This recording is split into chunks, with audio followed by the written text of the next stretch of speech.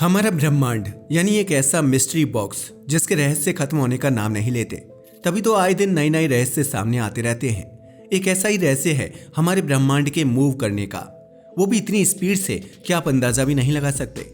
भले ही daily life में बिना भूकंप या प्लेट टेक्टोनिक्स में हलचल के कोई भी मूवमेंट नजर नहीं आती, लेकिन अगर हम आपसे कहें कि आप भले ही बैठे हैं या फिर आराम से बेड पर लेटे हैं, आप इसके बावजूद 10 लाख किलोमीटर प्रति घंटे की रफ्तार से घूम रहे हैं, तो क्या आपको यकीन होगा?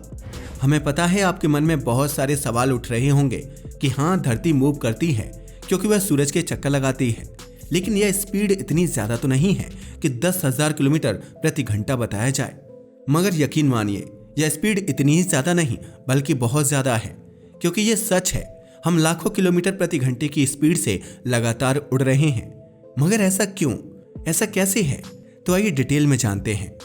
सबसे पहले बात करते हैं हमारी धरती की, यानी पूरे यूनिवर्स का सबसे अनोखा ग्रह जहां पर जीवन है। लेकिन हमारी धरती स्पेस में तैर रही है, वो भी बिना पानी के। ठीक वैसे ही जैसे गैस से भरे गुब्बारे आसमान में तैरते हैं, जबकि इसका धरती से कोई लेना देना नहीं होता।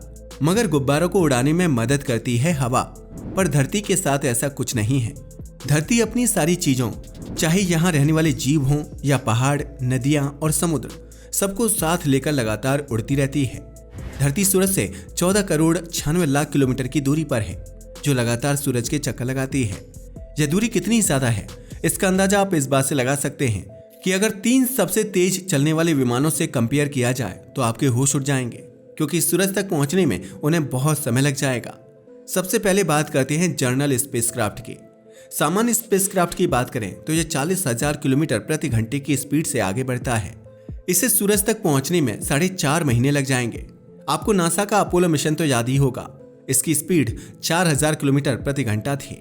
हालांकि यह सूरज पर नहीं, चांद पर पहुंचा था, क्योंकि सूरज पर पहुंचना मुश्किल ही नहीं, नामुमकिन है, क्योंकि आज तक हमारे पास ऐसा कोई मैटर ही नहीं है जो सूरज की गर्मी को झेल सके। इसके अलावा अगर न्यू होराइजन की बात करें तो उसकी स्पीड 58,000 किलोमीटर प्रति घंटा है। इसे सूरज तक पहुंचने में 3.5 महीने लग जाएंगे। लेकिन अगर बात करें दुनिया के सबसे तेज क्राफ्ट की, तो वह है पार्कर सोलर प्रोब। इसकी स्पीड 7 लाख किलोमीटर प्रति घंटा है। इसे भी सूरज तक पहुंचने में 9 दिन लग जाएंगे। तो देखा आपने, सूरज हमसे कितनी दूर है, मगर इसके बावजूद ये हमारी धरती को आसमान में स्थिर रखे हुए है, क्योंकि सूरज की ग्रेविटी धरती को नीचे नहीं गिरने देती। यह ग्रेविटी ही वो वजह है जिसके कारण धरती सूरज के चक्कर लगाती है, उसे छोड़कर कहीं नहीं जा सकते।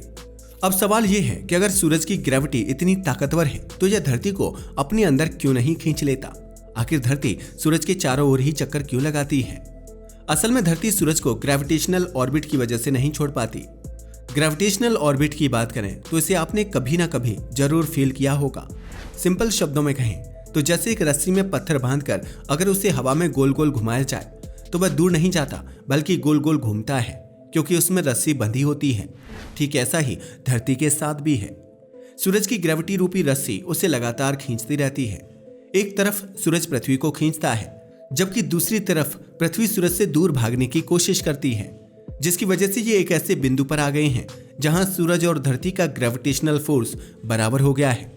यही वजह है कि ना तो सूरज धरती को अपनी ओर खींच पाता है और ना ही धरती सूरज को छोड़कर कहीं जा पाती है। मगर अब यहाँ एक सवाल उठता है कि जिस तरह सूरज लगातार पृथ्वी को अपनी ओर खींचने की कोशिश करता है, क्या ब्रह्मांड में ऐसी कोई चीज है जो सूरज को अपनी ओर खींचने की कोशिश करती है? क्या कुछ ऐसा है जिससे सूरज अपनी जगह पर बना हुआ है? तो आप जानकर हैरान रह जाएंगे कि इसका जवाब है हाँ।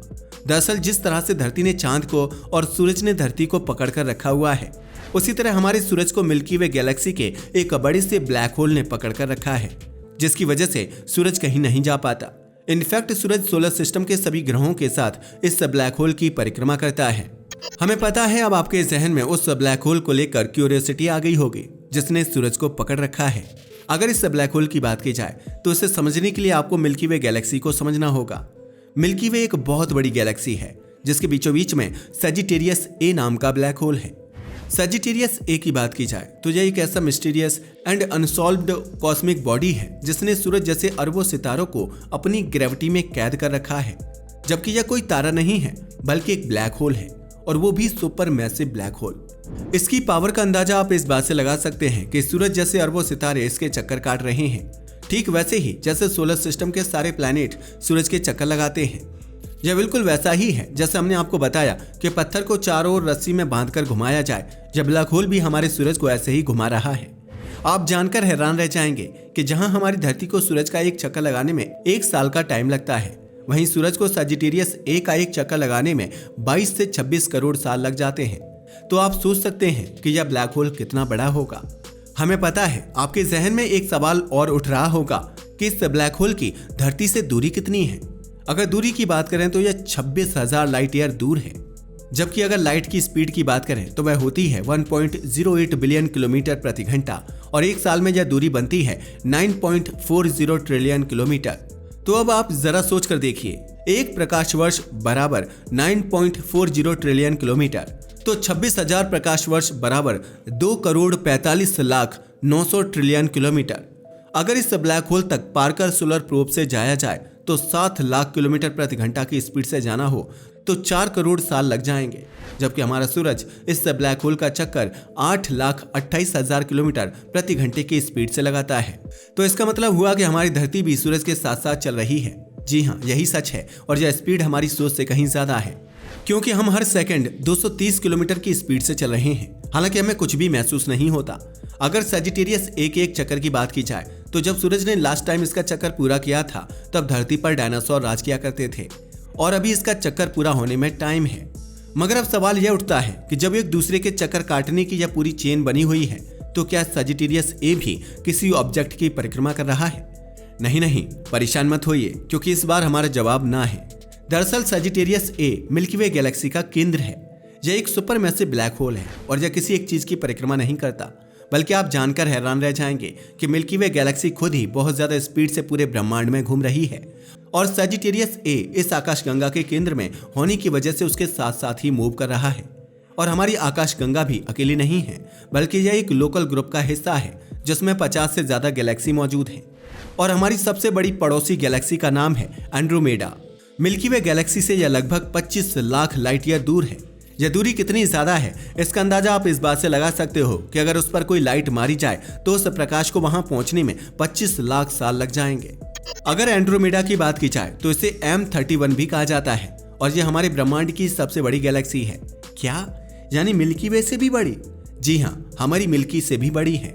इनफैक्ट इसका आकार और द्रव्यमान इतना ज्यादा है कि मिल्की वे गैलेक्सी से एंड्रोमेडा गैलेक्सी की टक्कर होने वाली है। लेकिन एक मिनट, आपको परेशान होने की जरूरत नहीं है, क्योंकि ये एक दिन में नहीं बल्कि 4 से 5 बिलियन साल बाद होगी।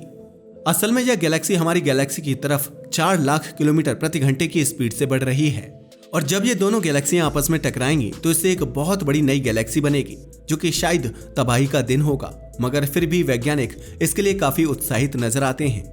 इसका अंदाजा आप इस बात से लगा सकते हो कि उन्होंने तो इन दोनों को मिलाकर एक नाम भी रख दिया है और यह नाम होगा मिल्कोमेडा। हमें पता है आपके जहन में सवाल उठ रहा होगा कि क्या इस तबाही के बाद इंसान बच सकेंगे? तो इसका जवाब हाँ और ना दोनों है। ऐसा इसलिए क्योंकि 4.5 अरब साल बाद जीवन धरती पर रहेगा भी या नहीं ये भी नहीं कहा जा सकता, क्योंकि तब तक सूरज भी रेड जाइंट बनकर धरती को निगल चुका होगा। मगर ब्रह्मांड का इतिहास तब भी जारी रहेगा। क्या पता फिर किसी दूसरे ग्रह पर जीवन आ जाए, नए तारे बने, नई सभ्यताएं आए और मिल्कोमेडा गैलेक्सी एक नई कहानी शुरू करे। खैर वो एक अलग कहानी है। फिलहाल वापस लौटते हैं अपनी स्टोरी पर। तो अब तक हम लोकल ग्रुप में पाए जाने वाली 50 गैलेक्सी का जिक्र कर चुके हैं, मगर अब सवाल यह उठता है कि क्या बस लोकल गैलेक्सी के बाद ही ब्रह्मांड का रहस्य खत्म हो जाता है? क्या इसके आगे कुछ नहीं है? नहीं, ऐसा नहीं है। दरअसल लोकल ग्रुप में पाए जाने वाली इन 50 गैलेक्सी में अरबों तारे और ग्रह मौजूद हैं, मगर लोकल ग्रुप भी अंत नहीं है। यह खुद एक बहुत बड़े क्लस्टर का हिस्सा है। इसे कहते हैं वर्गो सुपर क्लस्टर। इसमें हजारों गैलेक्सी ग्रुप हैं और यह लगभग 110 मिलियन लाइट ईयर तक फैला हुआ है। और एक मिनट, ये बात यहीं खत्म नहीं होती, क्योंकि वर्गो सुपर क्लस्टर समेत और भी कई सुपर क्लस्टर मिलकर बनाते हैं एक नया क्लस्टर, जिसका नाम है लानियाकिया। यह एक नई खोज है। इसमें लगभग 1 लाख गैलेक्सी हैं और इसका डायमीटर 52 करोड़ प्रकाश वर्ष तक फैला हुआ है। इसके अलावा कॉस्मिक ग्रिड या कॉस्मिक वेब भी एक चीज है जिसके बारे में वैज्ञानिकों के पास ज्यादा इन्फॉर्मेशन नहीं।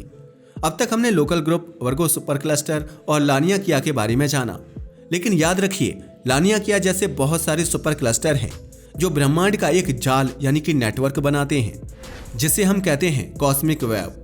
हो सकता है कि इस कॉस्मिक वेब के आगे भी कुछ हो, मगर उसके बारे में अभी तक कोई जानकारी नहीं है। लेकिन अब सबसे बड़ा सवाल यह उठ रहा होगा कि आखिर वैज्ञानिकों ने इतनी आगे की चीजें कैसे पता लगाई हैं।